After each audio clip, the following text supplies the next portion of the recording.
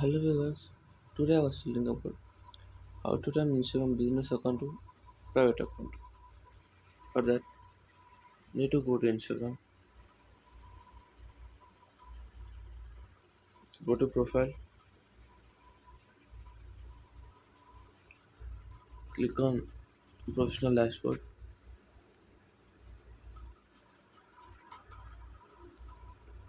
scroll down.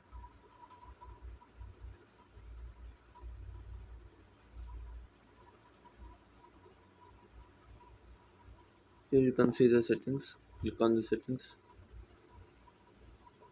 scroll down. Here you will see the preferences. Click on that.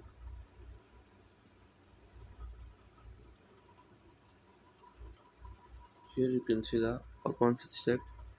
Click on that. Click on switch to personal account. Switch to personal account.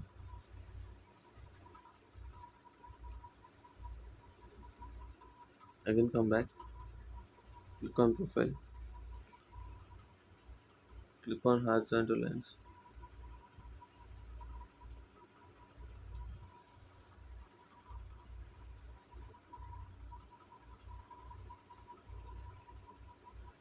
Click on settings and privacy.